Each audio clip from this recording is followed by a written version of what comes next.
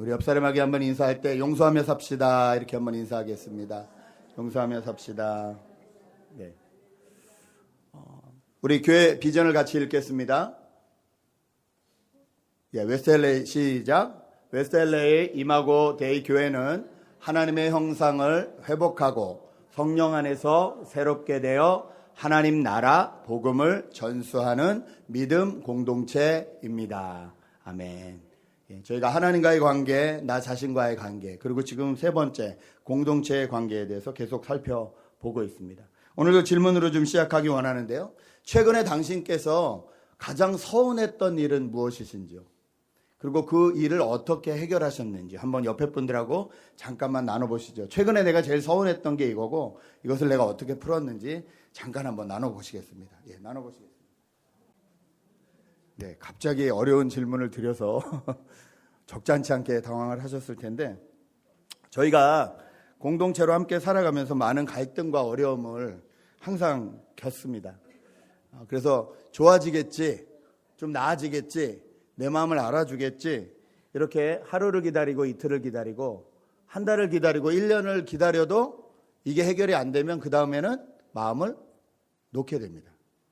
마음을 놓고 그냥 끝나는 것이 아니라 이 마음을 놓는 것들이 해결이 된 게 아니기 때문에 그냥 컵에 이 찌꺼기 같은 게 잔뜩 이렇게 올라와 있는데 가만히 오래 두면 이렇게 쫙 가라앉잖아요.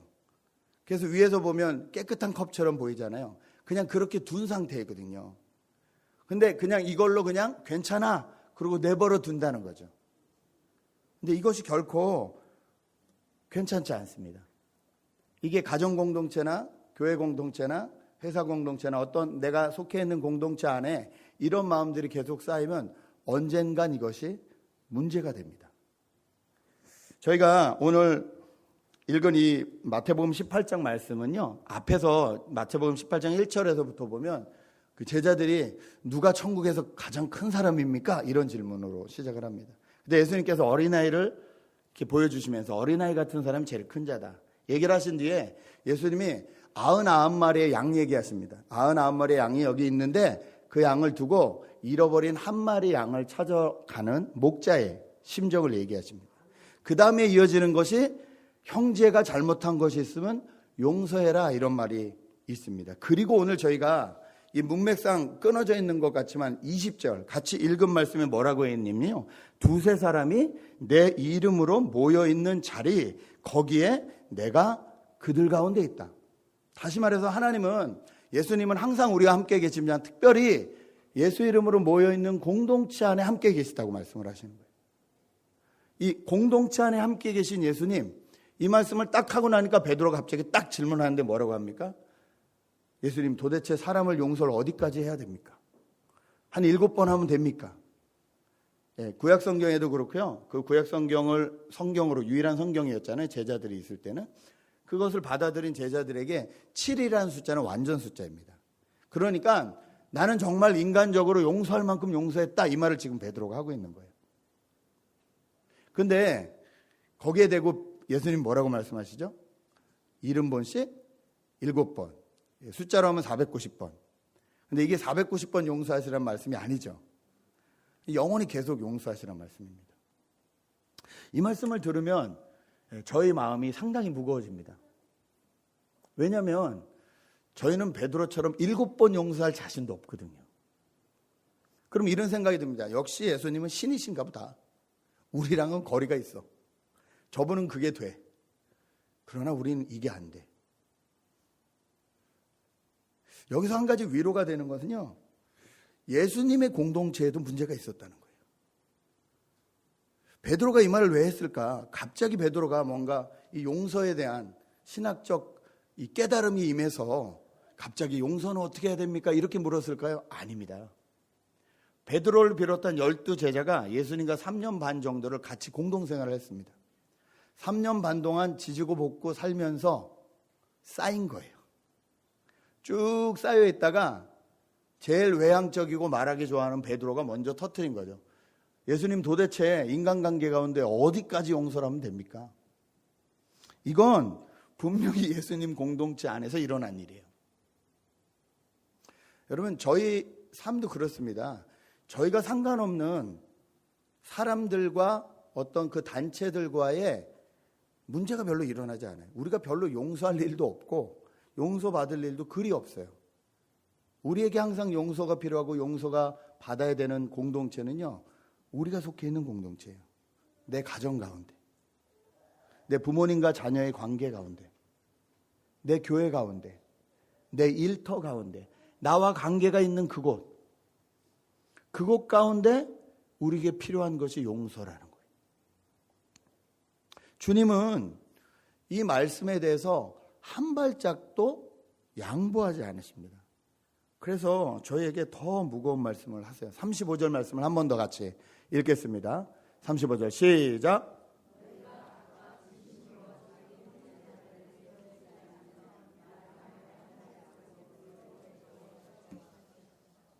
아니 도대체 사랑의 예수님이 왜 이러시는 걸까요?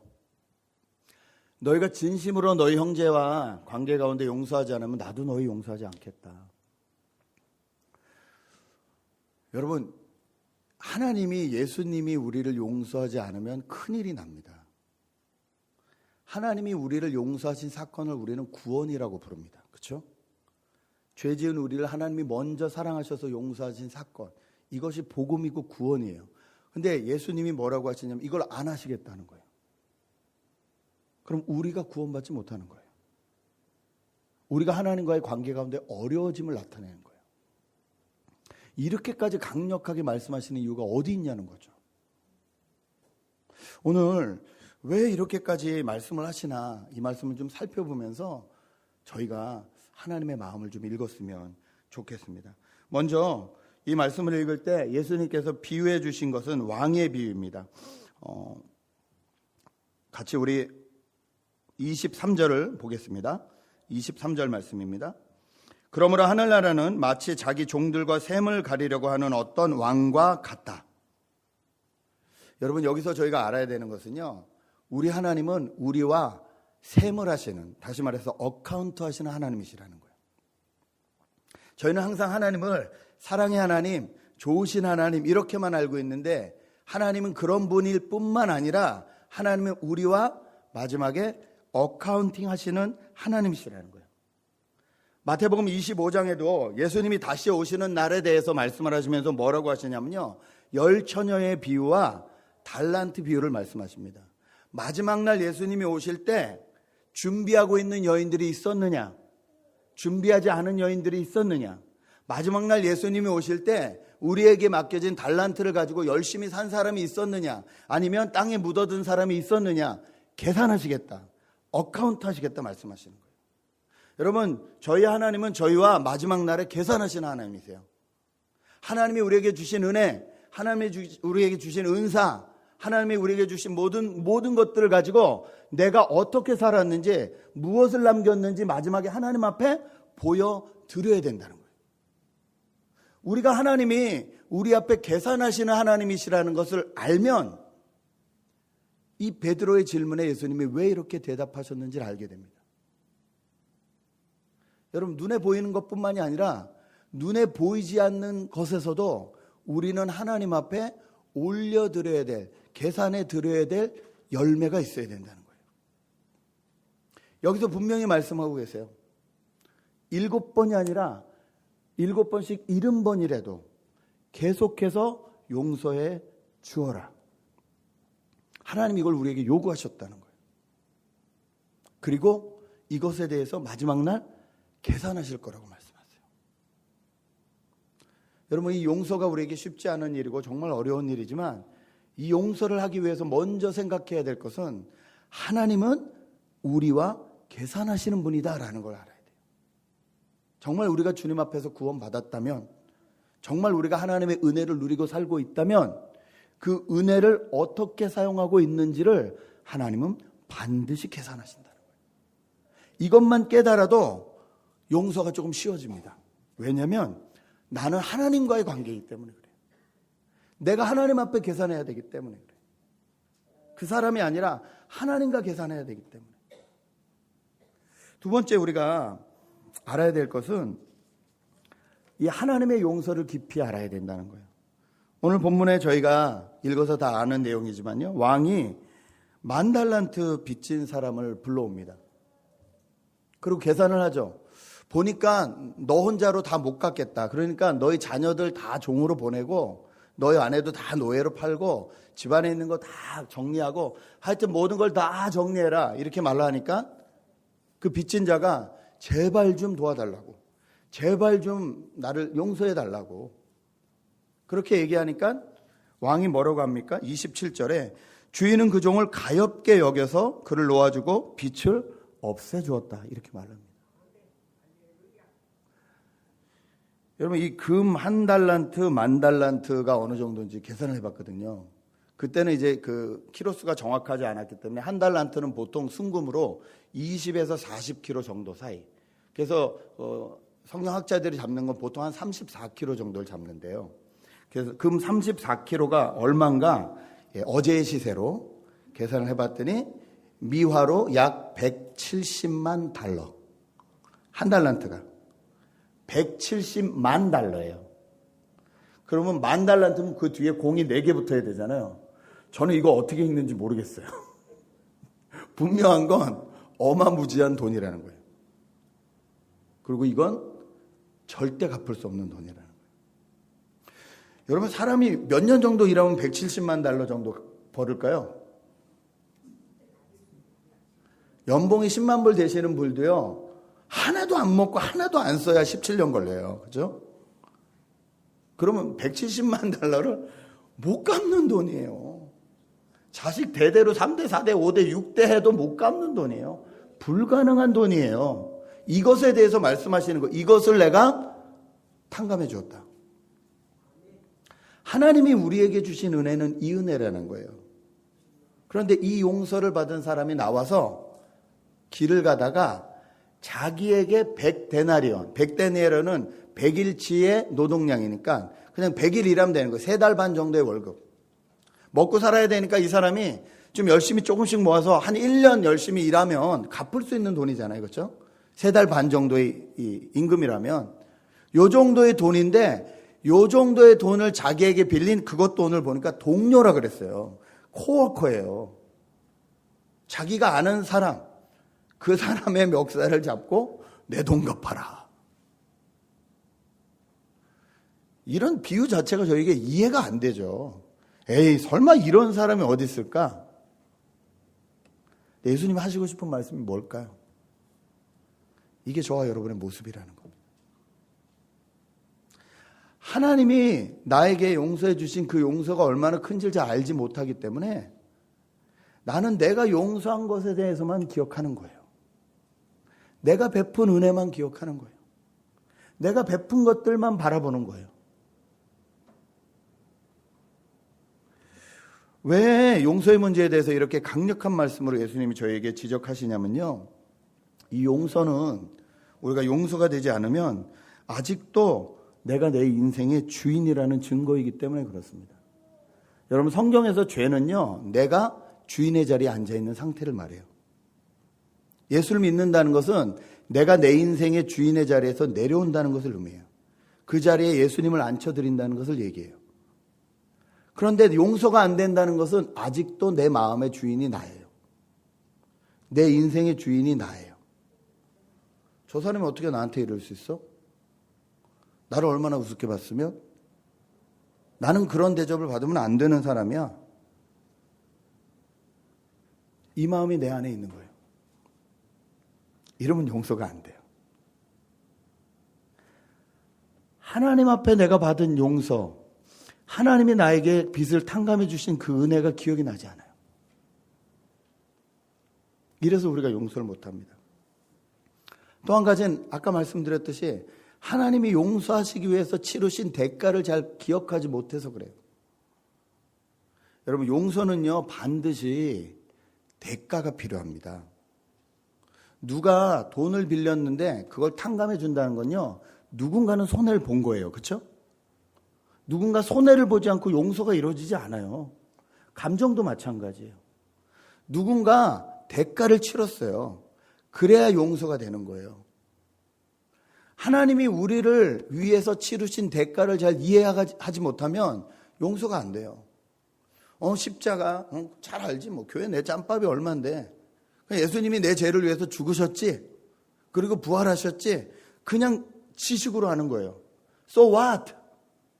그게 나랑 무슨 상관이 있는데 내가 누구를 용서하거나 내가 누구를 돌보거나 내가 무엇인가 희생해야 될 때는 그게 하나도 기억이 나지 않아요. 그냥 성경책에 있는 문자일 뿐이에요. 그 희생을 위해서 하나님이 치르신 대가가 뭔지 계산해 보지 않아요. 생각해 보지 않아요. 그 깊이와 그 넓이를 깨닫지 못해요. 그러면 용서가 안 됩니다. 여러분, 우리가 그리스도인으로서 불림받아서 살아갈 때에 용서해야 될 그런 입장에 놓일 때에 나를 용서하신 왕이시고 주인 되신 하나님의 용서가 얼마나 큰 대가를 치르신 건지를 깨달아야 됩니다. 그때 기억나야 돼요. 내가 용서해야 될 그때 그게 기억나야 돼요. 그 가치와 그 대가가 얼마나 큰지가 기억나야 돼요. 그러면 용서해 줄 수 있어요. 로마서 5장 19절에서 21절에 이런 말씀이 써 있습니다. 로마서 5장 19절부터 제가 읽어드립니다. 한 사람이 순종치 않음으로 말미암아 많은 사람이 죄인으로 판정을 받았는데 이제는 한 사람이 순종함으로 말미암아 많은 사람이 의인으로 판정을 받을 것입니다. 율법은 범죄를 증가시키려고 끼어들어온 것입니다. 그러나 죄가 많은 곳에 은혜가 더욱 넘치게 되었습니다. 그것은 죄가 죽음으로 사람을 지배한 것과 같이 은혜가 의를 통하여 사람을 지배하여 우리 주 예수 그리스도로 말미암아 얻는 영원한 생명에 이르게 하려는 것입니다. 이건 은혜를 깨닫기 위해서 죄를 더 많이 지어야 된다는 말씀이 아니라 은혜를 깨달으면 깨달을수록 내 안에 얼마나 죄가 많은지를 깨닫게 된다는 말씀입니다. 그 죄를 보게 되면 이 죄를 용서하시기 위해서 하나님이 치르신 대가가 기억나게 되고 그것으로 인해서 내가 더 은혜가 된다는 거예요. 내가 만 달란트 빚진 사람이구나. 이게 깨달아진다는 거예요. 예수 믿는 것은 내가 만 달란트 빚진 사람이라는 것이 깨달아지는 것입니다. 그게 예수를 믿는다는 의미예요. 세상은 용서가 없습니다. 세상은 경쟁만 있죠. 나눠짐만 있죠. 치열하죠. 밟고 올라서라고 하죠. 근데 하나님은 뭐라 그러세요? 내가 너희를 위해서 아들 십자가에 죽였듯이 너희가 희생하고 너희가 헌신하고 왜? 너희가 그 사랑을 받았으니까 너희는 할 수 있으니까 이미 그 사랑을 받은 사람이니까 그럼으로 인해서 깨어진 모든 관계들을 다시 연합시켜주지 않겠니? 여러분 이것을 깨닫지 못하면 저희는 용서가 안 된다는 거예요. 에베소서 4장 32절 서로 친절히 대하며 불쌍히 여기며 하나님께서 그리스도 안에서 여러분을 용서하신 것과 같이 서로 용서하십시오. 만 달란트를 용서해 준 왕은 그 빚진 사람이 도저히 갚을 수 없다는 걸 알고 불쌍히 여겼다 그랬어요. 여러분 불쌍히 여김을 받아본 사람이 불쌍히 여길 수 있는 거예요. 그리고 저와 여러분 이미 하나님으로부터 불쌍히 여기심을 받아본 사람들입니다. 그렇기 때문에 용서할 수 있는 거예요. 아직도 내 마음의 자리에 내가 앉아있지는 않은지 이 용서의 사건을 보고 한번 돌아봐야 됩니다. 그리고 내가 너무 예수님의 십자가의 사건을 가볍게 생각하고 있지는 않은지 남편이 속을 썩일 때 아이들이 말을 듣지 않을 때 부모님과의 갈등이 있을 때 회사 사람들과 이게 뭐 커뮤니케이션이 안 되고 교회 사람들하고 마음이 답답할 때 그때 생각해야 되는 것은 내가 얼마나 하나님 앞에 빚진 자인가인 거예요. 이것을 생각하면 용서가 됩니다. 여기서부터 용서가 다시 시작됩니다. 그런데 한 가지 중요한 것은요, 용서하라는 건요, 분노를 꾹 참고 있으시라는 말이 아니에요. 아까도 말씀드렸듯이 분노를 꾹 참고 있는 건 찌기가 가득한 물컵에 그냥 가만히 두는 것뿐이 안 돼요. 시간이 지나면 이게 없어지겠지? 없어집니까? 안 없어져요. 여러분 물컵에 있는 이 찌꺼기를 없앨 수 있는 방법은 뭘까요? 쏟아버리거나, 그렇죠? 아니면 졸졸졸졸 한 방울씩이라도 좋은데 깨끗한 물이 계속 공급이 돼야 돼요. 그럼 어느새 오랜 시간이 지나면 그 찌끼가 올라와서 다 조금씩 막 이렇게 확 올라와서 물을 막 구정물을 만들지 않을 정도로, 보이지 않는 정도로 조금씩 흘러내려가서 어느 날 보면 깨끗한 물이 되어 있죠. 용서는 무조건 꾹 눌러서 담아놓는 게 아니에요. 예수님이 여기서 말씀하신 용서는요, 내가 연합하고 화목하고 하나 될 것을 포기하지 말란 말씀이에요. 끝까지 포기하지 말아야 돼요. 그래야 용서할 수 있어요. 용서는 용서하는 사람과 용서받는 사람이 필요합니다. 반드시 상대가 필요해요. 그렇죠? 이게 상대가 만나야 이게 용서도 되고 용서도 받아요. 근데 제일 황당한 일은 뭐냐면 난 아직 용서를 안 했는데 저 사람은 용서를 받았다는 거죠. 나는 하나님 앞에 다 회개기도 했어. 이것만큼 황당한 일이 어디 있어요? 난 다 하나님 앞에 회개하고 끝났어. 누구 맘대로 끝나요? 이런 경우가 예수 믿는 가운데 너무 많다는 거예요. 그럴 때 확 엎어버리면 안 돼요. 그 사람을 만나도 싸우기 위해서 만나는 것이 아니라 정말로 화해하기 위해서, 정말로 용서하기 위해서 만나야 된다는 거예요. 그런데 그건 때가 있습니다. 그게 안 될 때는 먼저 용서하기 전에 저희가 해야 되는 것이 있습니다. 그것을 용납이라고 합니다. 용납은요, 용서하고 좀 달라요. 그래서 저 사람이 나와 다르다는 것을 그대로 받아들이는 게 용납이에요. 이게 먼저 돼야 용서가 됩니다. 저 사람이 나와 똑같다고 생각하기 때문에 용서가 안 돼요. 아니, 왜 저렇게 말을 해? 아니, 왜 저렇게 행동을 해? 그 사람은 원래 그랬어요. 그렇게 자라왔어요. 그렇게 배워왔어요. 근데 내 상식으로는 이해가 안 되는 거예요. 근데 여러분 그거 아시죠? 내 상식이 진짜 올바른 상식은 아니라는 거. 내 상식도 많은 기준 중에 하나라는 거 아시죠? 그렇지만 목사님 보편적인 상식이 있잖아요. 보편적인 상식이 있죠. 근데 이게 나라가 바뀌면 달라진다는 건 아십니까? 보편적인 상식이? 나라가 바뀌면 달라지죠. 환경이 바뀌면 달라지죠. 보편적인 상식이 달라져요. 중국 가면 화장실에 앞에 문이 없어요. 그분들은 보편적인 상식이에요. 아무렇지도 않아요. 근데 여러분 그거 아세요? 미국에도 공원에 가면 화장실 그렇게 돼 있어요. 공원 한 구석에 있는 화장실 가면 깜짝 놀래요. 앞에 안마기가 없어요. 여기는 손 씻고 나는 여기 앉아 있어야 돼.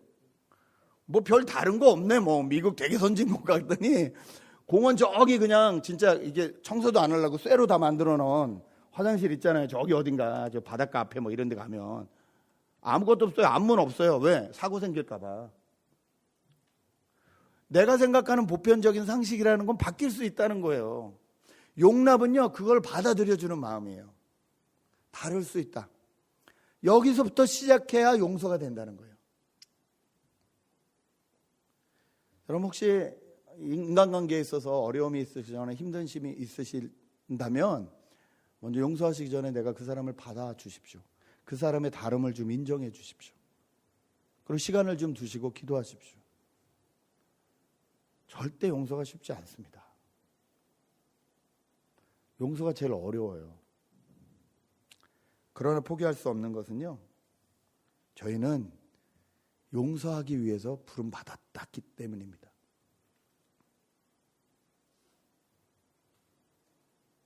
옆에 분하고 한번 인사하실까요? 이렇게 인사하시겠습니다. 당신은 용서하시기 위해서 부름받으셨습니다. 이렇게 한번 인사해 보시죠. 째려보는데? 뭔 일 있었나? 남편이 보니까 바로 째려보는데?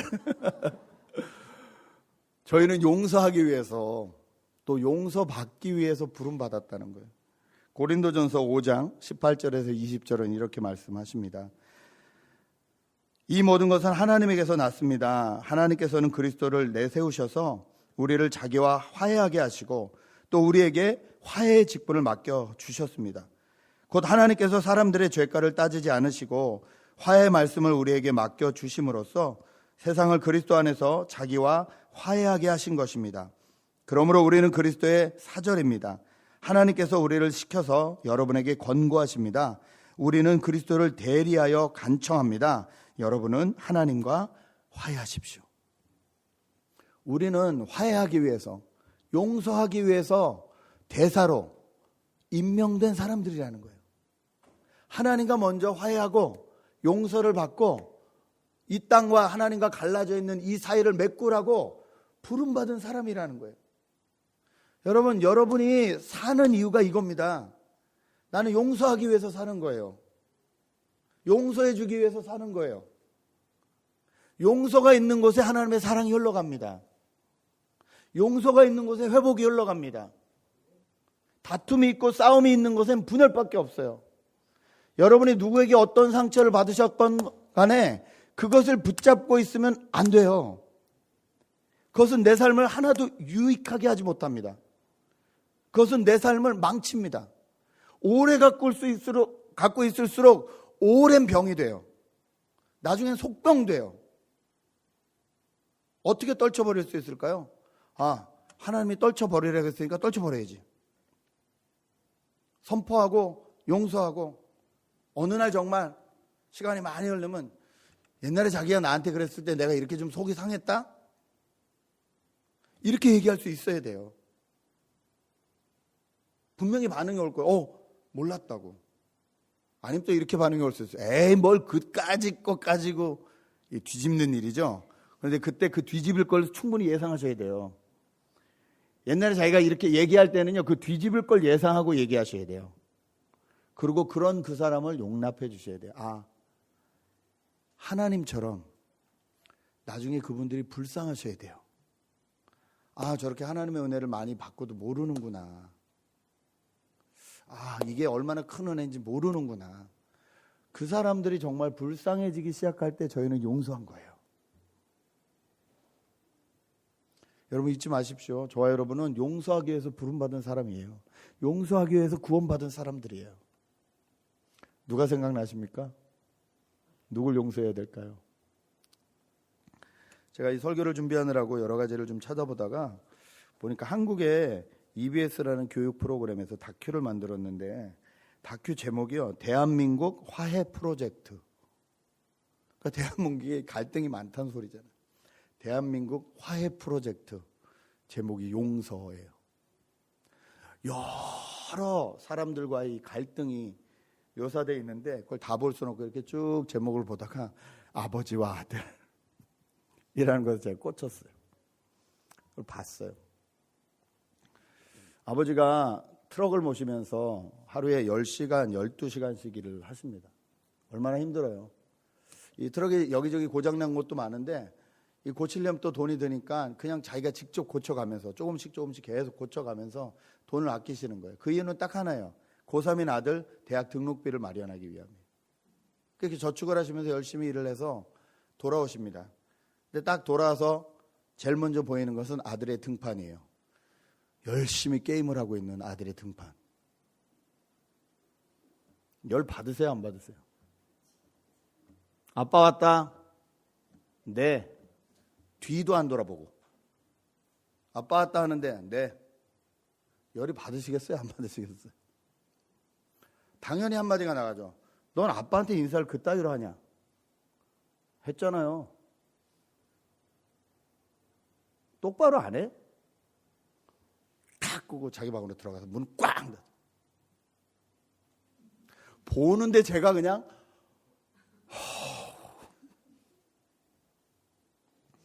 또 아빠가 참았어요. 엄마가 겨우겨우 중간에서 분위기를 만들어서 밥 먹자 앉았는데 다른 식구는 다 콩밥을 좋아하는데 아들은 콩밥을 안 먹는데요. 엄마가 열심히 콩을 골라서 콩 없는 쪽만 줬는데도 그게 마음대로 되나요?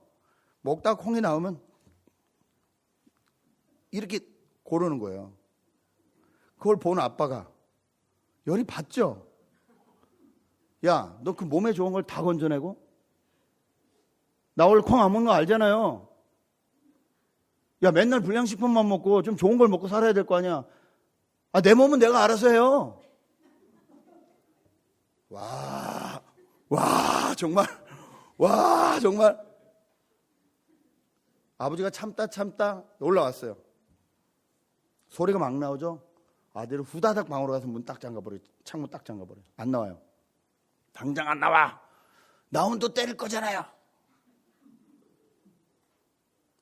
이 사건이 왜 일어났냐면 아버지가 이 하나밖에 없는 아들을 건강하게 강하게 이 세상이 너무 험하니까 키우겠다고 어렸을 때부터 너무 강하게 키운 거예요. 이것도 못해? 너 병신이야? 똑바로 해. 그러다가 이제 성에 안 차면 술 한잔하면 손찌검이 나간 거예요. 왜? 본인도 그렇게 맞고 자랐으니까. 옛날 아버지들 다 맞고 자라셨죠. 저도 저희 어머니한테 엄청 맞고 자랐습니다. 빗자루 부러지게 맞아봤어요. 여러분 그런 적이 있으신지 모르겠지만 옛날에 다 그렇게 컸거든요. 술 한잔 들어가면 더 그러는 거예요. 난리가 납니다. 방에서 막 문을 열어라 부신다 막 난리가 나는데 막 이렇게 엄마 옆에서 울고 말리고 막 하는데 제 눈에 또렷이 보이는 건 그 테이블에 있는 성경책이에요. 테이블에 성경책이 딱 놓여 있는 거예요. 예수 믿는 집이구나. 예수 믿는 집이구나. 아버지가 너무 화가 나가지고 직장 컨테이너에 가서 침낭 깔고 잠을 주무시는 거예요. 인터뷰하고 이거 다큐를 계속 찍는 기자한테 이게 잘못된 줄 알지만 너무 화가 나서 참을 수가 없다. 물론 내가 옛날에 때린 건 너무 잘못했지만 그래서 정말로 이 손찌검을 안 하려고 정말 노력하고 그래서 일부러 못 참겠으면 나와서 자는 거라고. 이 가정이 천국이겠습니까? 근데 이걸 보는데 제 마음이 너무 아픈 거예요. 제가 왜 아플까요? 이게 저희 집 일이거든요. 제 큰아들에게 정말 그렇게 가르쳤거든요. 왜 그런 걸 배웠을까요? 큰 놈만 똑바로 서면 나머지는 자동으로 된다. 왜 이렇게 배웠을까요? 큰애한테는 엄청 잣대가 엄격한 거예요. 똑바로 해라. 이것도 못하냐. 그렇게 하지 말라 그랬지. 때리진 않았지만 욱박지르고 더 기대하는 마음으로. 근데 이 아이는 그게 쌓여 있던 거예요. 그래 오늘 뻥 터지는 거죠. 방송국이 제안을 했는지 어쨌는지 모르겠는데 감사한 것은 그 아버지가 굳게 결단을 하고 이때 좀 위로를 받았어요. 예수 믿는 사람이 좀 다르긴 다르구나. 굳게 결심을 하고 아들과 단둘이 필리핀 여행을 갑니다. 가서 어떤 산을 정해놓고 거기를 이제 올라가기로. 그래서 여행을 가는데 가면서 계속 싸워요. 와 정말 방송 카메라 끄고 때렸을 수도 있어요. 아들이 덤비는 것도 장난이 아니에요. 이제 막 그냥 이따위로 할 거면 이 여행을 왜 왔어? 아빠가 가자 그랬잖아요. TV 찍는데 상관없어요. 막 둘이 막 필리핀에서 한국말로 소리 지르고 싸우는데 밥 먹다 확 가버리고 막 아버지는 거의 막 비참해가지고 내가 뭐하러 사는지 모르겠다. 내가 뭐하러 돈을 버는지 모르겠다. 아들은 뭐라는 줄 알아? 아빠 돈만 줬으면 좋겠다. 집에 안 들어왔으면 좋겠다. 돈만 보냈으면 좋겠다. 속마음이 그냥 막 보는 제일 저는 답답해 죽겠고 내 모습 같고 힘들어 죽겠고. 아버지가 감사한 게 마지막 날 이제 산을 올라가면서 제안을 합니다. 네가 나를 이해하지 못하고 내가 너를 이해하지 못하니까 오늘 우리 역할극을 한번 하자. 입장을 바꾸자. 오늘은 네가 아버지다. 나한테 반말해도 되고 네가 나한테 들은 거 그대로 다 해봐라. 나도 너한테 느낀 서운한 감정 그대로 다 말할게. 아들이 신이 났어요. 그러더니 카메라에 대고 그러는 거야. 저 정말 잘할 수 있어요. 당한 게 하도 많아서 정말. 근데 진짜 잘해요. 문제는 산에 올라가려고 캠핑 이게 뭐 산은 그 샵에서부터 가자마자 얘가 잔소리를 하는데 와 빨리빨리 안 해? 그 골랐으면 빨빨 나와. 왜 이렇게 꾸무정꾸무정거려? 인생 그렇게 해서 살 수 있는 줄 알아? 아버지는 뭐라고 하시는 줄 알아요? 냅둬요. 알아서 갈게요. 내가 어딘지 아니까 알아서 가면 될 거 아니에요. 거기까지. 장난 아니에요. 짐을 나누는데 아들인데 아버지 역할을 하는 아들이 무거운 걸 들었어요. 그리고 아들 역할을 하는 아버지한테 가벼운 걸 줬어요. 그럼에도 불구하고 젊은 친구잖아요. 이 산을 오르는데 당연히 처지죠. 혀를 차요. 저 봐라 저거. 저 체력으로 저거 맨날 게임이나 하고 앉아있으니 저거. 네가 인생을 어떻게 살려고 그래? 폭풍 잔소리를 올라가는 내내. 그리고 승질나서 훅 가버려 혼자. 아버지는 혼자 처량하게 올라가시는 거죠. 도착하자마자 숨도 가누지 못했는데 또 잔소리해요. 뭐라고 하는 줄 아세요? 야, 이거 봐. 난 이렇게 무거운 거 들고 넌 그따위 가벼운 거 들고도 이렇게 젊은 놈이 헉헉거리면 어떡하냐고. 아들이 아버지한테. 너 인생이 만만한 줄 아냐고. 와, 저는 정말 저 같으면 TV 껐을 거예요. 카메라 끄지시죠? 못했을 거예요. 더 이상 그 역할. 근데 이 아버지가 잘 참더라고요. 텐트 쳐! 아버지가 텐트를 치는데 이게 혼자 잘 안 되는 거예요. 안 되는데요. 안 해보고 또 안 된다 그러지. 근데 또 하필이면 아들이 하니까 돼. 이 봐, 뭐가 안 돼? 그렇게 빨리 포기를 해가지고 네가 지금 아유, 네가 인생을 살겠다 막. 너무 아버지가 열이 받으니까 뒤돌아 있잖아요. 야, 아빠가 말하는지 지금 등 돌려? 네가 날 무시해? 아니 무시하는 게 아니라 말대꾸해? 와, 제가 그 화면을 보는데 아주 여러분 한번 보세요. 감사한 건 그날 밤이 되어서 그 두 분이 앉아가지고 깊이 얘기를 하는 거예요. 내가 너한테 저렇게까지 잔소리하는 거 나 몰랐다. 내가 들으니까 정말 기분이 나쁘더라. 근데 네가 하나 알아줬으면 좋겠는 게 있다. 아들아, 난 너 위해서 죽을 수 있어. 아빠가 너 그만큼 사랑한다는 것만 잊어주지 말았으면 좋겠어. 아빠가 잔소리한 건 너 잘 되려고 하는 건데 내가 이게 미숙해서 표현을 이렇게밖에 못해서 그런데 근데 분명히 알아봐줬으면 좋겠는 건 아빠가 널 위해서 죽을 수 있어. 그러니까 사춘기 아들이 좀 가라앉고 자기도 잘못한 것을 인정을 하더라고요. 그 다큐는 감사하게 한국 집으로 돌아와서 같이 겸상을 하는 걸로 끝이 납니다. 제가 그걸 보면서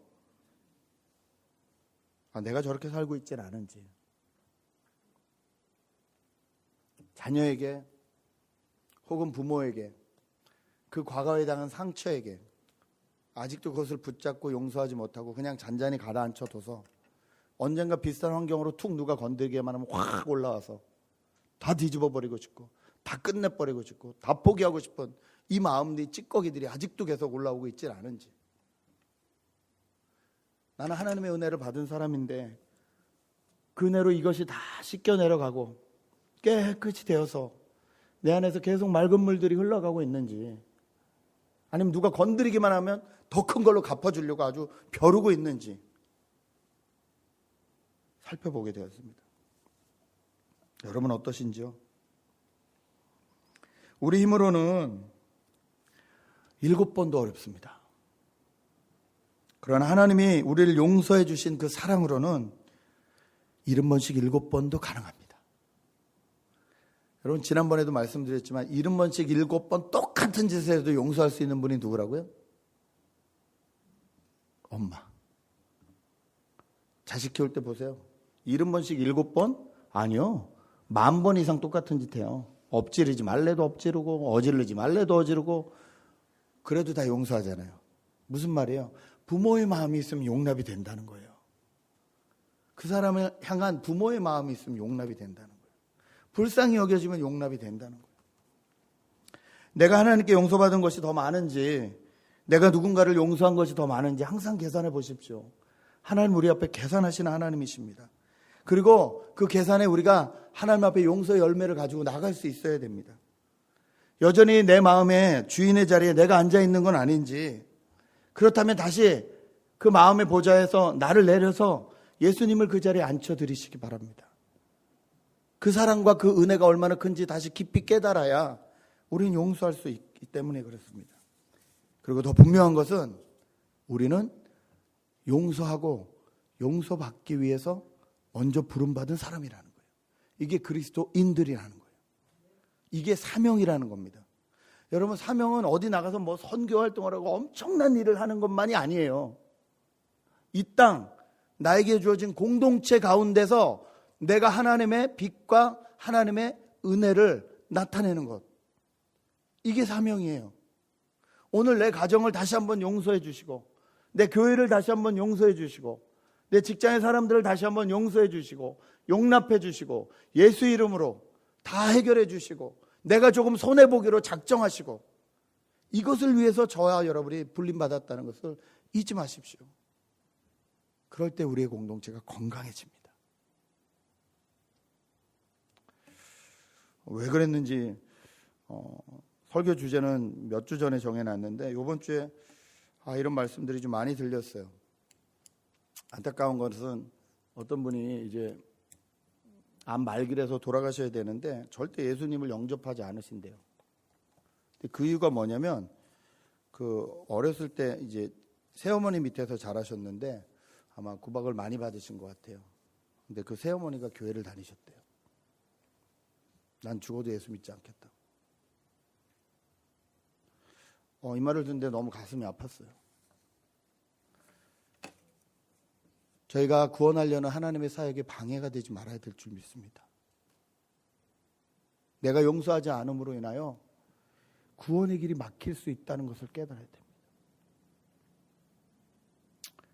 우리의 부족함을 하나님 앞에 아뢰고, 우리의 능력으로 안 되는 것을 하나님 앞에 아뢰고, 주님의 은혜를 구하고 주님의 사랑을 구하시고, 그 사랑과 은혜로 용서하시는 저와 여러분 되실 주님의 이름으로 축복합니다. 같이 기도하겠는데요, 이 시간에 우리를 돌아보며 먼저 기도하겠습니다. 여러분, 한 가지 주의해야 될 것은요, 우리는 용서에 대해서 생각할 때 항상 나는 용서받아야 되는 사람이라고, 용서해야 되는 사람이라고, 내가 피해자라고 생각을 하지 가해자라는 생각을 잘 안 해요. 내가 용서해야 되는 사람이 아니라 내가 용서받아야 되는 사람일 수도 있어요. 근데 나는 나에게 서운한 것만 기억하거든요. 이 시간 내 모습을 돌아보며 혹시 내가 용서하지 못한 사람이 있다면 기도합시다. 하나님, 하나님의 은혜로 용서하기 원합니다. 또 내가 용서받아야 될 사건들이 있다면 구체적으로 그냥 하나님 앞에서 내가 회개했다고 끝나지 말고 구체적으로 어떻게 찾아가서 이분과 화목해야 될지 하나님 앞에 용기를 달라고 기도했으면 좋겠습니다. 함께 기도하시겠습니다.